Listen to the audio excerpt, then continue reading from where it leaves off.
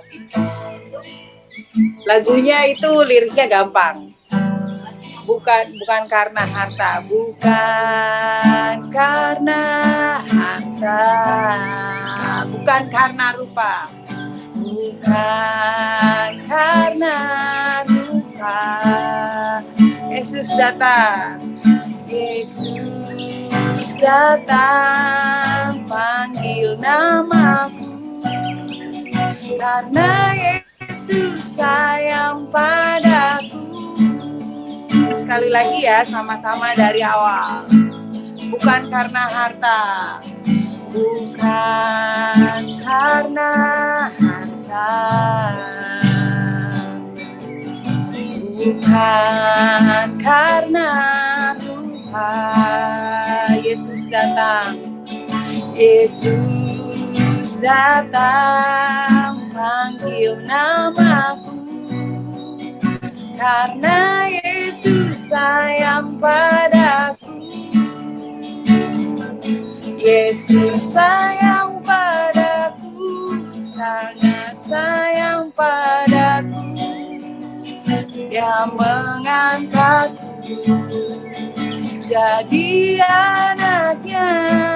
Yesus sayang padaku, sangat sayang padaku. Tangan kanannya menuntunku,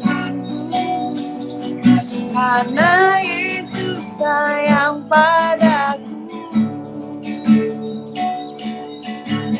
Kita ulang lagi dari awal sama-sama. Bukan karena harta, bukan karena Yesus datang, panggil namaku, karena Yesus sayang padaku. Bukan karena harta, bukan karena rupa. Yesus datang, panggil namaku, karena Yesus sayang padaku. Yesus sayang padaku, sangat sayang padaku. Yang mengangkatku jadi anaknya. Yesus sayang padaku, sangat sayang padaku. Tangan kanannya menuntunku, karena Yesus sayang padaku.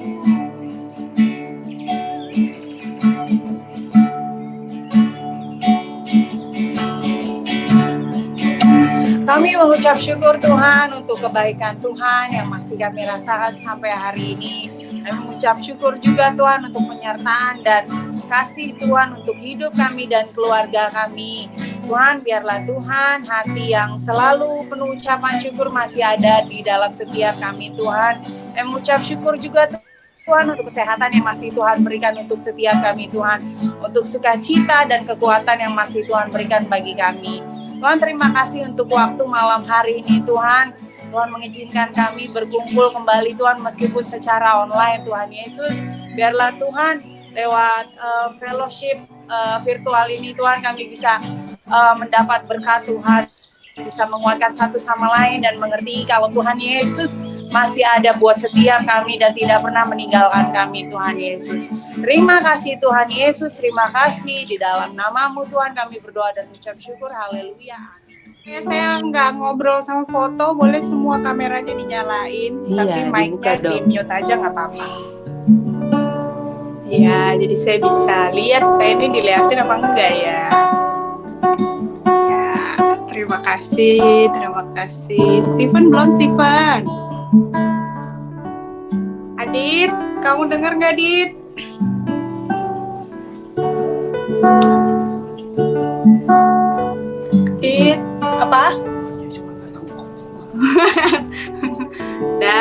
Terima kasih. Shalom semuanya.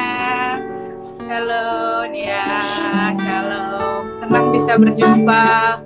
Terima kasih keluarga Care yang sudah hadir. Kalian hebat. Malam hari ini saya nggak berat-berat. Saya sharingin dari renungan yang berapa hari lalu tuh saya sempat baca. Saya nggak tahu itu siapa yang ngirim ya dari WhatsApp, karena saya kan cukup punya kebiasaan jarang untuk nge-save nomor orang gitu ya. Jadi saya nggak tahu tuh yang ngirimin siapa, dan ngucap syukur banget dikirimin gitu, karena pas waktu lagi nanya mau bawain apa, mau doain, tanya sama Tuhan bawain apa ya, karena kan sebelumnya saya udah jadwal sharing, teman saya tukar sama Siska Permata.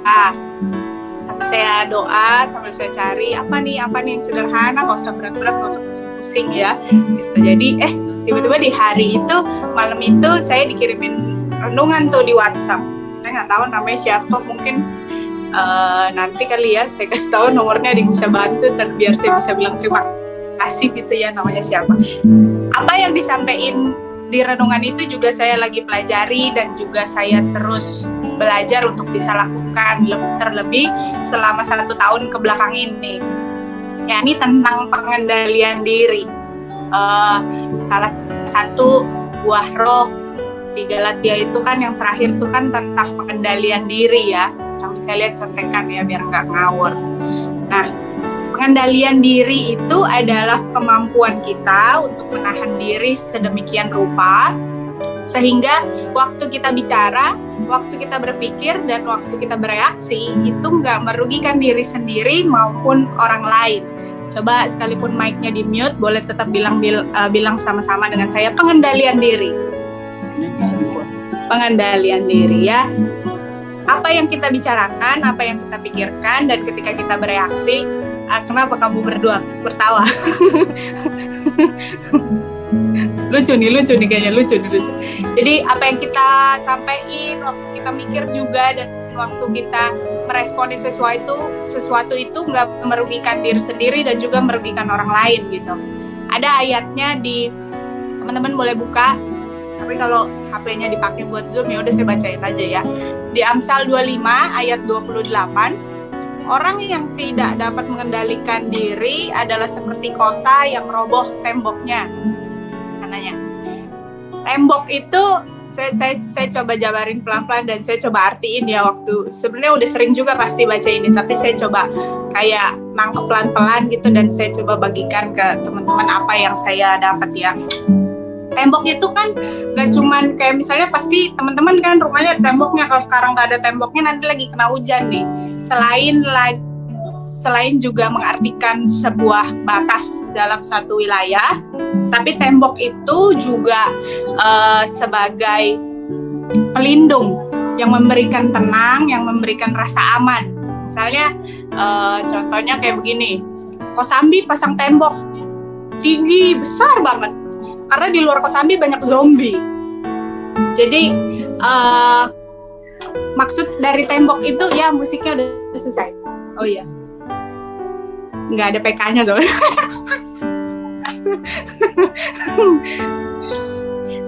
Maksud dari tembok itu juga selain daripada menjaga supaya si zombie ini nggak masuk Kosambi, tapi juga memberikan rasa tenang dan juga rasa aman untuk orang-orang Kosambi yang tinggal di dalam tembok itu.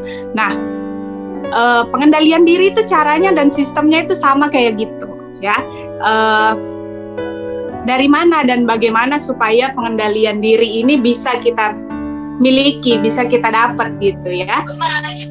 Pengendalian diri itu bisa didapat dan bisa kita miliki dari kemauan pribadi kita untuk bisa tegas dan berani bilang enggak untuk sesuatu yang kita sadar kita lemah akan hal itu, kita terbatas akan hal itu. Satu kali saya pernah baca di buku atau saya nonton ya di National Geographic. Pernah ada satu jenderal terkenal, dia udah pensiun dan dia udah tua, dia ditanya sama reporternya, Dia bilang, gimana kamu bisa selalu memenangi operasi yang dipercayakan negara sama kamu? Gimana kok selalu berhasil, katanya gitu. Terus jenderal ini bilang, dia jawab, dia bilang bahwa aku selalu mengamati musuhku dengan baik. Aku selalu mengenal musuhku dengan baik. Karena ketika aku mengenal musuhku dengan baik, terkadang aku nggak perlu senjata untuk mengalahkan mereka. Jadi saya percaya pasti saya juga dan juga teman-teman semua yang hadir di sini, kita lagi berjuang, kita lagi belajar untuk bisa mengendalikan sesuatu yang terbatas buat kita, mengendalikan sesuatu yang kita tahu gue masih lemah nih waktu ngomongin soal ini, gue masih kurang nih waktu ngebahas tentang ini gitu ya. Dan menurut saya ada beberapa hal dari pengendalian diri ini yang sangat dasar dan sangat basic untuk kita bisa, harusnya kita bisa handle, harusnya kita bisa atur, dan harusnya kita punya pengendalian akan hal-hal ini. Yang pertama tentang emosi. Teman-teman setuju nggak bahwa emosi itu bisa dikendalikan? Kalau misalnya setuju, coba kasih jempolnya.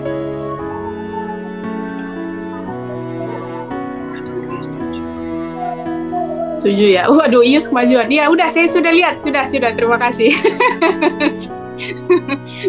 Ya, jadi emosi itu keadaan jiwa yang masih bisa kita kendalikan.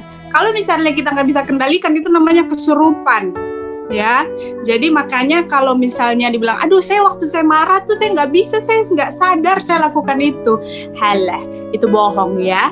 Aduh waktu aku lagi banting barang, waktu aku lagi emosi, aku nggak bisa kendaliin itu. Itu seperti ada sesuatu yang merasuki aku. Tidak, itu pilihan kita untuk kita bisa lakukan. Firman Tuhan bilang begini, panas hati dan marah bisa membawa kita kepada kejahatan. Ya, kejahatannya macam-macam tuh. Kalau emosi tuh udah bisa, mulutnya bisa sembarangan, kata-katanya bisa nyakitin orang, mungkin nyakitin saudara kita, mungkin nyakitin teman dekat kita gitu ya. Banyak kejahatannya ya, emosi. Nah, makanya bisa diatur kata Mstami gitu. Iya nih, kalau dijawab saya bingung jadinya. Terus firman Tuhan juga bilang gini, di Amsal 14 ayat 17, yang gampang naik darah itu orang bodoh. Jadi kalau teman-teman, ini bukan tensinya naik ya, itu beda kondisi, itu beda situasi ya, beda keadaan. Jadi orang yang gampang marah, orang yang gampang naik darah itu, firman Tuhan bilang itu orang bodoh. Jadi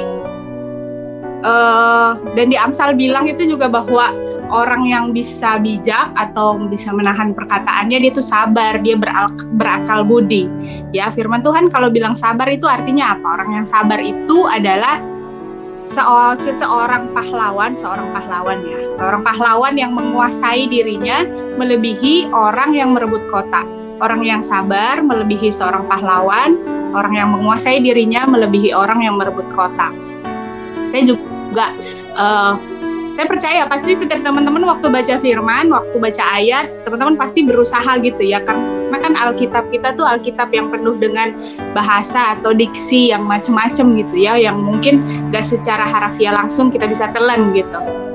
Saya baca dan saya pikir artinya itu, percaya nggak bahwa ketika kita bisa kontrol diri kita, ketika kita bisa kontrol emosi kita, firman Tuhan bilang kita melebihi seorang pahlawan yang berhasil merebut kota. Maksudnya merebut kota begini, di masa itu, di masa yang lalu, masa masih zamannya raja-raja itu ya, seorang prajurit, waktu dia bisa merebut kota, waduh dia dielulukan banget. Dielulukan tuh maksudnya kayak dia diarak, bangga banget deh pokoknya, saudaranya, keturunannya bangga banget bisa berhubungan darah atau bisa kenal sama dia. Anggaplah kalau misalnya diiniin sekarang kayak itu loh yang suka menang-menang idol atau audisi dangdut gitu ya, dia pulang kampung terus diarak gitu kan keliling kampung. Sebegitu bangganya orang itu, dan sebegitu bangganya orang-orang di sekitarnya ketika mereka bisa merebut kota. Nah begitu, pengendalian diri ternyata lebih daripada itu, lebih hebat daripada itu. Jadi kayak, lu udah keren banget. Firman Tuhan kayak secara nggak langsung, lu hebat banget kalau lu bisa lakukan ini gitu ya. Terus ya, lihat contekan gitu. Lalu tadi yang pertama kan soal emosi. Lalu yang kedua, soal mata.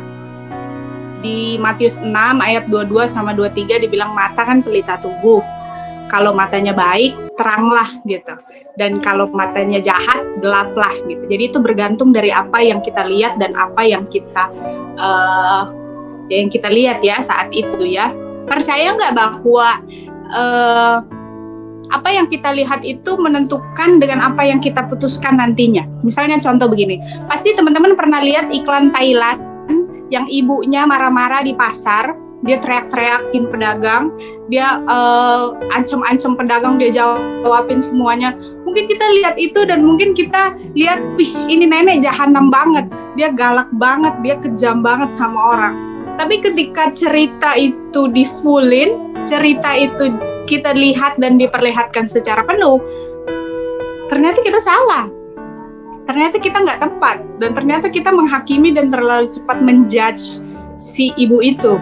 Justru dia malah banyak membantu pedagang. Justru dia malah banyak menolong pedagang gitu ya. Mungkin teman-teman pernah lihat ya. Pernah ya, mudah-mudahan ya pernah lihat ya. Jadi bisa nyambung gitu. Jadi coba deh pikirin betapa bahayanya ketika kita belum secara utuh melihat sesuatu, tapi kita udah terlalu cepat untuk menyimpulkan itu. Nah, itu yang bahaya ya. Jadi pertama emosi, lalu yang kedua mata. Mata ini termasuk juga lapar mata ya. Kalau misalnya saya tahu karena saya juga lagi belajar ini, jadi saya pengen bagiin juga ke teman-teman. Lapar mata. Saya tuh seneng banget, nggak tahu dari pertengahan tahun lalu gitu, seneng banget liatin Shopee gitu. Apalagi kayak tiba-tiba ada notif, ada voucher gratis ongkir untuk kamu gitu, atau enggak dari Tokopedia, hai Adetia, ada panggilan buat kamu. Wah, aku tergugah gitu kan ya. Padahal apa yang saya, kan setiap kita nih pasti, nggak tahu ya, mungkin saya doang, apa yang kita pengen kita kasih wishlist ya, kita kasih hati, kita simpen gitu ya, nanti barangkali duitnya ada, kita beli besok-besok gitu. Nah, ketika ada yang dikasih hati, 4 menit lagi selesai ya. Jadi waktu kita nggak bisa kontrol diri kita, waktu kita nggak bisa kontrol ini tangan, aduh bisa bahaya ya. Bisa-bisa itu nanti yang gambarnya Soekarno-Hatta, warna biru, warna merah gitu, itu nanti perginya terlalu cepat di dompet kita atau enggak di tabungan kita. Jangan-jangan dia cuma singgah doang di tabungan kita ya. Jadi habis uangnya. Gue nggak, kalau saya lihat di TikTok saya dengar, gue nggak tahu gue beli ini, tapi gue suka, gue pengen gitu. Nah, kalau nggak ada pengendalian dirinya, waduh, ada yang senyum-senyum ya, apakah mirip kondisinya kita sama atau bagaimana gitu ya.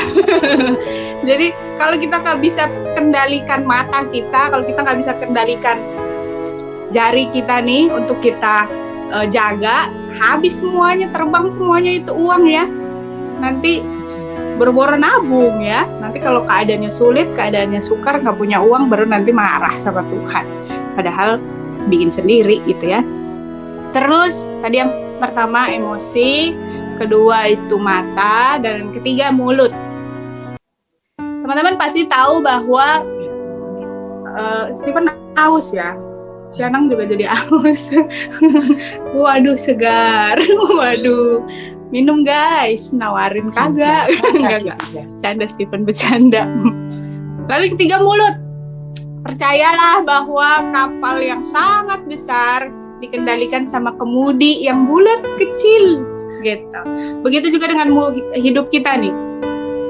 Apa ya, ayatnya kan ada ya, hidup mati dikuasai lidah gitu ya. Jadi jangan sembarangan gitu waktu kita mengucap gitu. Mungkin ada banyak dosa yang kita mulai, itu dimulai dari mulut kita nih. Yang cuma satu ini, yang lidahnya nih, katanya lidahnya tak bertulang ini, tapi udah bisa banyak banget menciptakan dosa gitu ya, sadar atau mungkin gak sadar. Ini ada nih, oh ya saya catat nih ayatnya di Amsal 10 ayat 19, di dalam banyak bicara pasti ada pelanggaran, tetapi siapa yang menahan bibirnya berakal budi gitu. Jadi kita tunjukin kualitas kita tunjukin kualitas pribadi kita lewat apa yang keluar dari mulut kita ya. Terus yang keempat, ada satu penelitian di yang keempat itu pikiran ya. Ada satu penelitian beberapa dokter di Inggris, mereka ciptain sebuah jurnal judulnya Mind Over Medicine. Pikiran melebihi dari dari obat ya. Jadi dia kumpulin beberapa orang yang sakit, terus beberapa orang itu datang secara rutin, dokter bilang mereka disuntik, mereka dirawat, mereka dikasih obat, padahal obat yang dikasih ke mereka atau yang disuntikin ke mereka itu adalah obat biasa, itu cuma vitamin biasa yang nggak berpengaruh banget sama sakit-sakitnya mereka.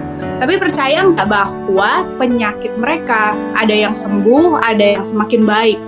Jadi coba bayangin betapa kuatnya, betapa berpengaruhnya pemikiran kita tentang tubuh kita ini.